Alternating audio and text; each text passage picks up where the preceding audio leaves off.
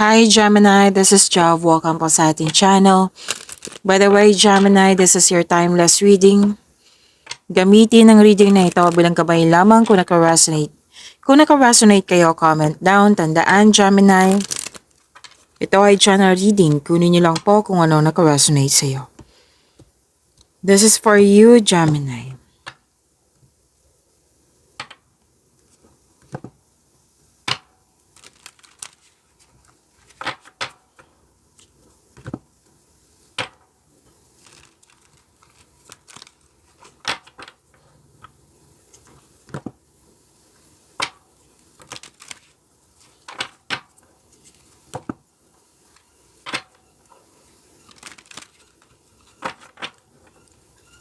Para po ito sa iyo, Gemini.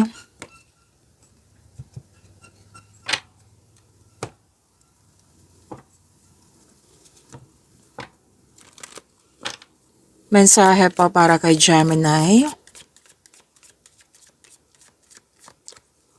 Gemini, kumakain po ako ng strepsils ngayon ha. So focus kayo sa mensahe para may makuha kayong gabay, okay? Ay wow, ang ganda, Gemini.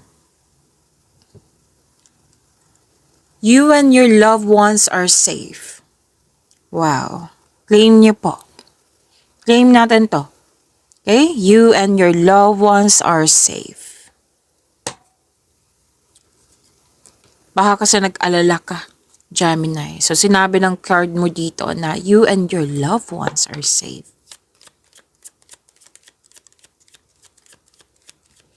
Maraming salamat po sa inyong patuloy na suporta, sa mga nag-donate, sa mga hindi nag-skip ng ads, maraming salamat po.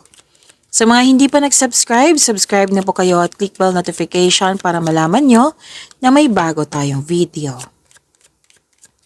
Para sa mga gusto magpa-reading po, comment po kayo ng personal reading. Again, comment kayo ng personal reading and check my reply sa comment section. Ang ganda.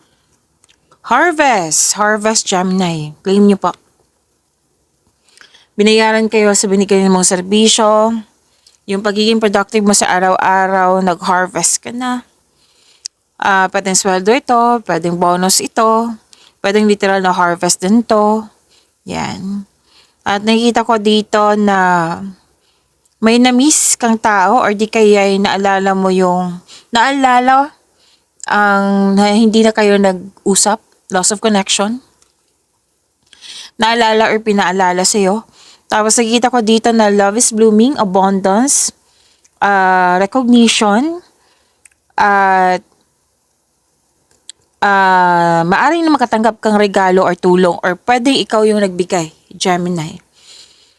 Ang ganda nito, kitang-kita ko yung happiness mo. So, nakikita ko rin dito na may usapin tungkol sa education, school, teacher, students.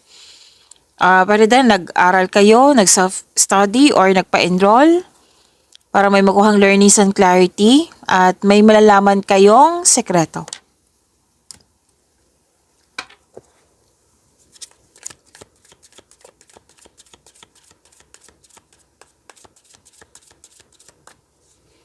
Energy ni Gemini.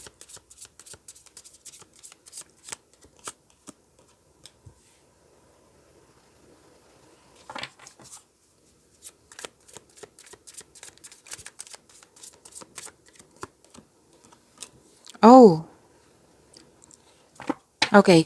Para sa mga bago dito, kung may napansin kayo na repeating message, yan po yung pinupush ng card sa inyo. Like for example, nanood kayo sa isang video reading nyo sa monthly, weekly, daily, second half. Napanood nyo na ba? Opo. At dito din, at may napansin kayo na repeating message. Yan po yung pinupush ng card sa inyo na kailangan yung bigyan ng atensyon, solusyon, at aksyon kung maaari po. So na yung energy ni Gemini.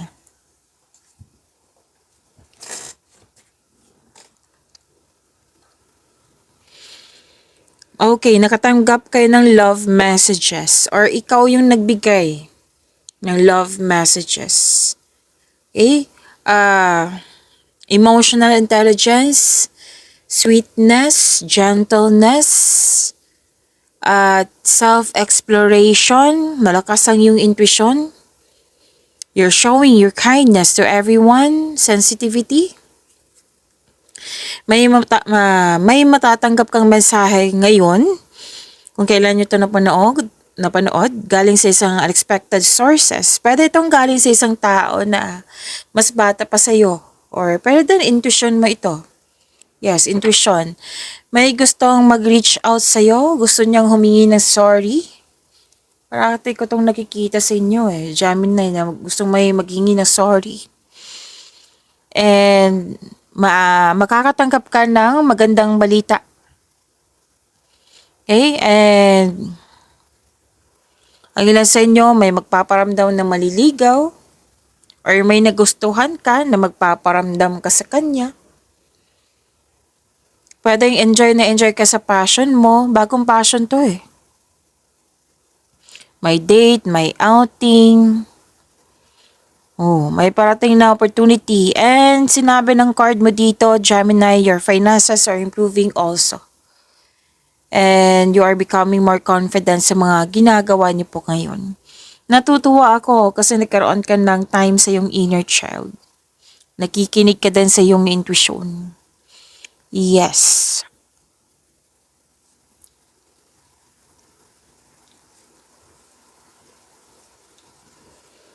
Malalim ang iniisip.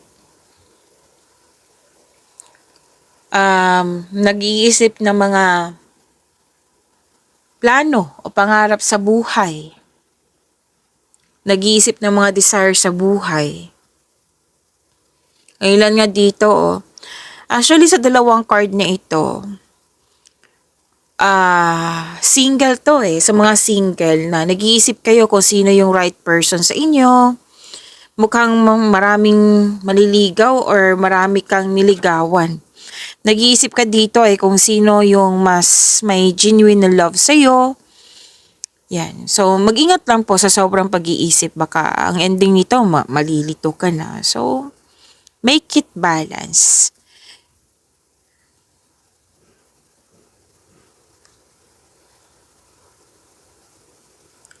So, kung may temptation na mangyayari sa bagay ba to or sa tao, ingat lang po. So, mas piliin po ang inner peace kesa sakit ng ulo. Okay? Kasi may nakita kong temptation dito. And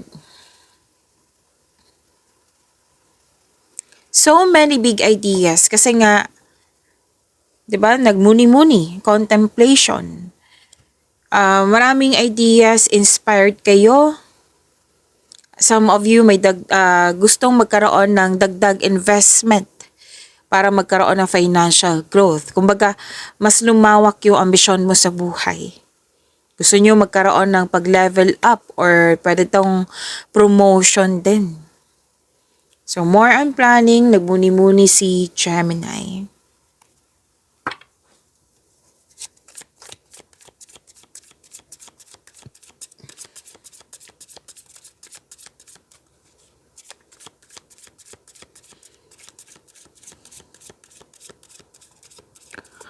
Coherent money ni Gemini.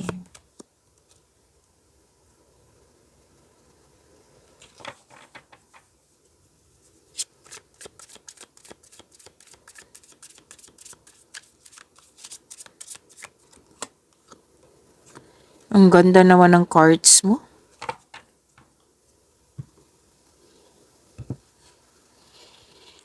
Recognition. This is victory Itong dalawang card na ito, victory po ito. Victory na maraming humahanga sa'yo. Na-recognize ka, kinikilala ka, ginagalang ka. Tapos, sabi nila, magaling si Gemini. Dito tayo sa service ni Gemini. Dito tayo kay Gemini kasi magaling siya. Marami na siyang napatunayan. Na-recognize ka Nagkaroon kasi ng positive outcome. This is mahigit pa sa success. This is victory. Nagkaroon ng balanse, nagkaroon ng pagkakaisa. Another card na naman nagsabi dito na may magandang balita. Makaka-receive kayo ng magandang balita. Or may bagay na matutupad. Ang ganda naman. Okay, so nakikita ko dito na may parating na good news, di ba? Especially after a period of struggle. Tapos feeling proud ka sa accomplishment mo, in-acknowledge mo yung success, at may matatanggap kang papuri from other people. Nagsumikap ka at deserve mo itong tagumpay na ito, so allow yourself to shine in this moment. Oo, claim nyo po itong moment na ito. Deserve nyo po ito kasi ito na nga yung sinabi ko kanina sa inyo na resulta to sa inyong pagiging productive sa araw-araw at nag-harvest kayo. Which is sinabi din ng card dito, nag-clarify po sa inyong tarot card. So allow yourself to shine in this moment. Yun po ha. Okay. May sinabi din dito na magaling kayo sa mga ginagawa mo. Magaling kayo sa mga ginagawa nyo. Magaling ka na leader. Magaling ka na leader. At another card na naman nagsabi dito na may promotion. Ito na naman si Miss Job. Meron naman ng promotion. Yan yung sabi ng card mo eh. I-claim nyo. Kung ayaw nyo, ibigay nyo po sa iba. Okay? So, promotion. Pwedeng pagtaas ng kita, sweldo, allowance, or ng iyong posisyon. Yung maraming orders na mapagbigay sa iyo ng malaking pera. Promotion to eh. Pag-level up to sa inyong, nang dahil sa inyong kasipagan nga. Tapos, hindi lang siya ginagawa. May kasama siyang manifestation. So, I consider this is granted yung manifestation mo. Okay? Your financial growth, may financial growth after a period of struggle, and your discipline and hard work are paying off. So, enjoy this time. Deserve mo naman to, Gemini. Ang ganda ng cards mo, ha? Tapos, matibay din ang inyong connection sa isang tao. Pwedeng sa kasamahan mo dyan. Kung hindi kayo nagkaroon ng pagkakaunawan sa isang tao dyan, magkakaayos kayo. Yes. So, your discipline and hard work. Ito yung paying off na. So, enjoy this time. Okay? And,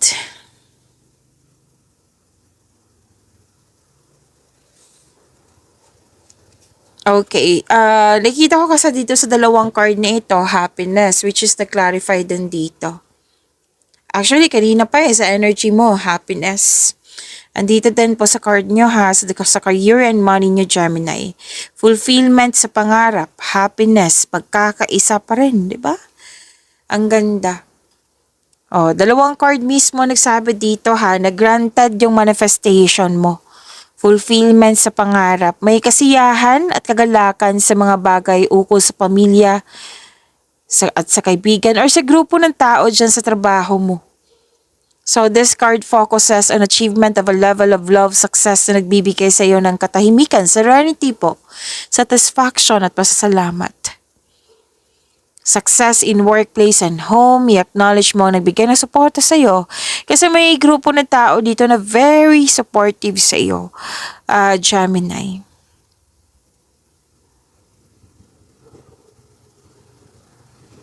Kung ikaw ay may balak mag-change career or magtayo ng negosyo, know that you have the very supportive friends and family. So, this is completion of cycle ha. Opo. This is a completion of cycle. And ang ganda ng completion of cycle kasi sinabi dito fulfillment sa pangarap. Okay, fulfillment sa pangarap. At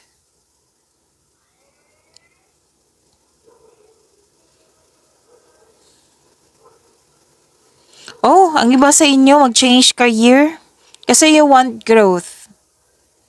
Action to may kasamang action. Hindi lang siya plano. Di ba malalim yung iniisip mo dito sa energy? Hindi lang siya plano. May kasamang action. Moving on, walking away, change career, or di kaya pwedeng may changes lang dyan. Kasi may natapos eh. So, papasok ka sa new beginning. Di ba may completion? Oh, that is ending. Tapos, pwedeng may nangyari dyan. Tapos, magkakaayos kayo at nagkaroon ng moving on. Basta itong moving on na ito, ang dahilan talaga is for growth.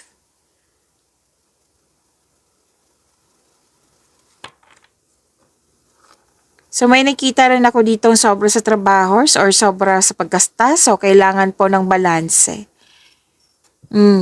At kailangan po ng balanse. At pwede din may toxic na tao dyan kasi may controlling or judger na tao dito. So kailangan magkaroon ng recovery and freedom. Yes.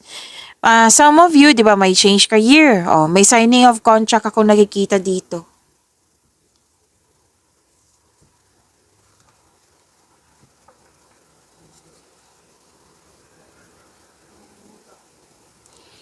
Okay, may magaganap na challenges pero nakikita ko naman dito positive outcome ito.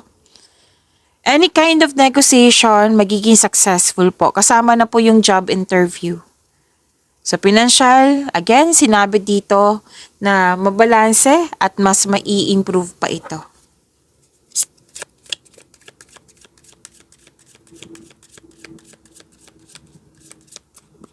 So, may hustisya. By the way, kung may legal concern kayo, mananalo po kayo, mare-resolve na ito. Sabi na yung card.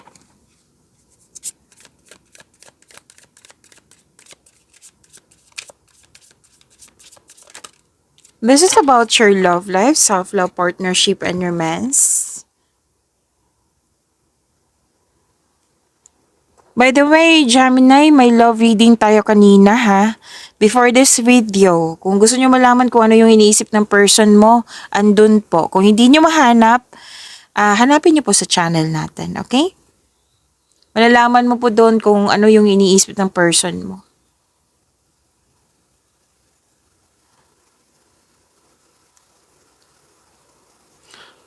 Okay, may bagong pasok sa relasyon, maaaring may date, ligawan na.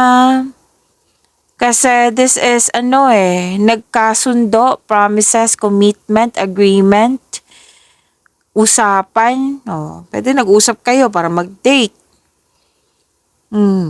So, isang malaking good news to sa mga single din. Kasi parating na parating or nasa harap mo na yung nakatadhana sa'yo. Kasi may nakita na akong promises kasi dito. Para sa mga relasyon sa buhay magkasawa,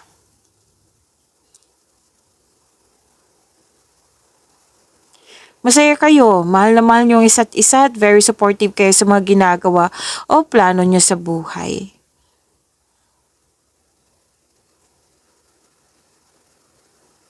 May nakita ko dito, Gemini, like,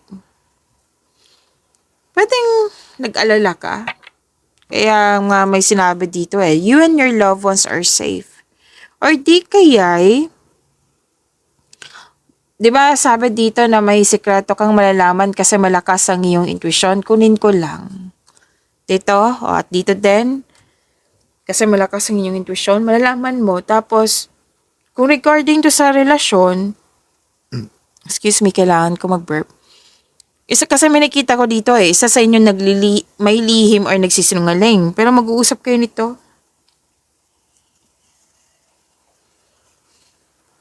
This card asks you na ngayon ang oras upang maging tapat at bukas at makipag-usap ng malinaw sa loob ng iyong connection.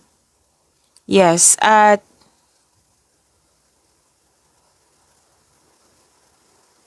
may malalaman ka, pwedeng maliligaw to. Or isang tao dyan na may ino-offer sa'yo na may nalaman ka na yung sekreto niya. Okay? Pwedeng hindi siya totoo sa'yo na malalaman mo.